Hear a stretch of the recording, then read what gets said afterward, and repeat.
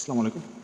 আজ আমরা জানবো আমাদের বাসার চুলায় যে জ্বালানি গ্যাস জ্বলে সেটা আসলে কোথা থেকে আসে, কিভাবে আসে, মাটির নিচ থেকে তোলা হয়, কিভাবে পরিশোধন করা হয়, আর কিভাবে সিলিন্ডার বা পাইপলাইন দিয়ে আমাদের ঘরে পৌঁছে যায়।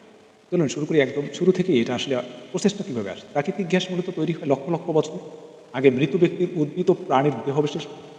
মাটির নিচে প্রচণ্ড তাপ ও তাপের কারণে এগুলো ধীরে ধীরে মাটির যে গ্যাসে রূপান্তরিত হয়, এই গ্যাস জমে থেকে ভূগর্ভস্থ রিজার্ভের পাথরের স্তরের ভিতরে আটে সন্ধান করে। ভূতত্ত্ববিদরা বিশেষ যন্ত্র দিয়ে মাটির নিচে গঠন পরীক্ষা করেন। সিসমিক সার্ভে করা হয়, শব্দ তরঙ্গ মাটির নিচে পাঠানো হয় এবং তার প্রতিফলন বিশেষ করে বোঝা যায় কোথায় গ্যাস পায়। দ্বিতীয় ধাপ তারা কী করে, ড্রিলিং বা কূপ খনন করে। সম্ভাব্য স্থানে বিশাল ড্রিলিং রিগ বসানো হয়, হাজার হাজার ফুট নিচে ড্রিল করে কূপ তৈরি করা হয়। যখন গ্যাস স্তরে পৌঁছানো যায় তখন নিয়ন্ত্রিতভাবে গ্যাস উপরে ওঠে।